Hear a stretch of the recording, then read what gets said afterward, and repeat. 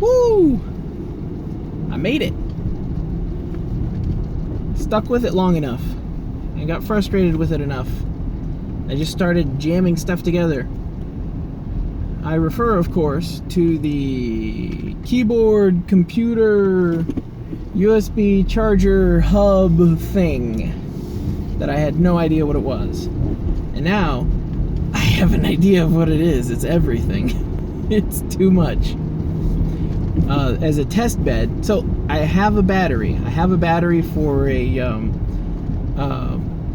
it's for an old tablet that the power adapter went out on it, and at the time I didn't have the skill to replace it. I probably do now, but at this point I don't want an additional tablet. Like, I don't want to have another tablet in the house for the kids to mess around with. It's a negative Ghost Rider. Already limiting that, but it does have like a, near as I can guess, a 6,000 milliamp hour battery on it. So I want that battery, but fitting that battery and all the other stuff onto it, onto either the 40% or onto what I had originally, which was my my Signum 3, the first prototype, which is not the one that has the number row on it. That's number row. I just couldn't quite get everything to fit, and I couldn't do it. It wasn't clicking. And finally, I removed the battery from that tablet, and it's like 6 inches by 3¼ inches, and I'm just like, this doesn't fit here, it doesn't fit there. And I was like, why don't I check the other circuit board, the bigger one, because it is bigger. So the Signum 3.1 does have enough room. It does fit. And then I've got this Amazon Amazon USB hub, and that guy is a bit thicker than I had expected. And the battery's actually thinner. It's probably like half as thick, yeah, as the USB hub, which is okay, because I'm not even gonna, like, if I get too official with this, then I slow down and I try to make everything perfect. So I'm not gonna CAD anything up. I'm not gonna SVG, you know, my layout and design everything perfect and then get everything cut out just so. I'm just going to get some chipboard. I'm probably not even, I'll waterproof it later.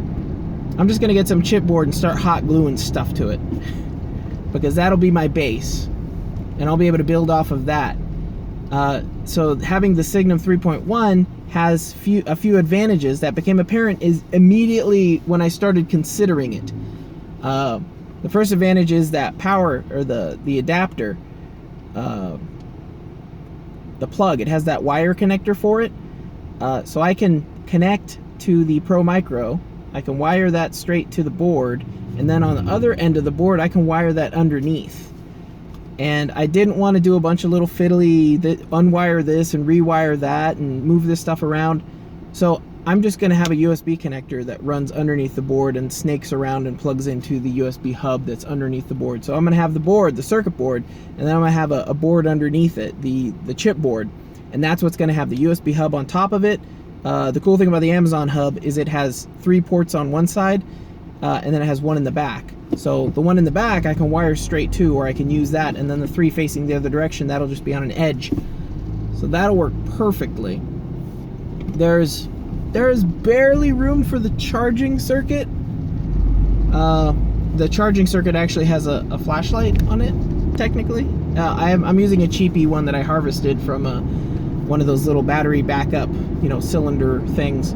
So it only charges when it's not supplying power. So that's not ideal, but we can upgrade later.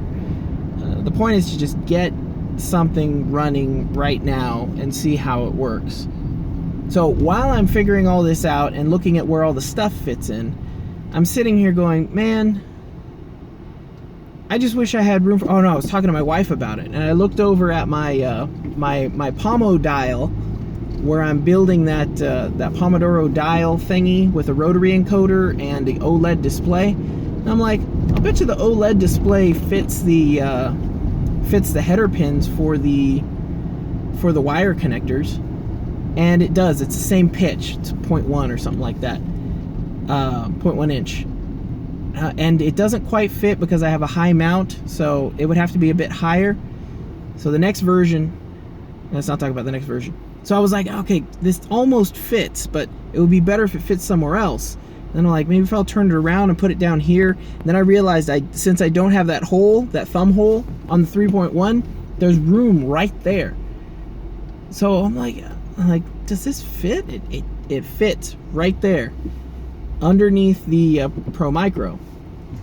And then I realized that so does the rotary encoder. So my Pomo dial thing is going to be built into the keyboard, and this is all something that I'm just going to prototype out. And then once it's all prototyped up, I'm going to make a circuit board base for it, so that you can add onto it. And now I'm going to add a USB hub. Now I'm going to add a Pro Micro, or now I'm going to add that's going to be a Nano, Android Nano, but you'll have options for other things. And you'll be able to reprogram everything, and there will be switches to flip so that you turn off the Pro Micro, off the Arduino, or turn on the off and on the Raspberry Pi and the Arduino and stuff like that. So that'll be awesome. And you'll be able to turn it off and charge, and it'll have a flashlight on it because the charging circuit already has one on it, so why not internet? So what the heck, man? And it's going to be a charging device. It'll be a charger, a battery power bank. So this is going to be, it's going to be like a development tool. It's going to be redonkulous. And it's going to be awesome. And I'm just happy I figured it out.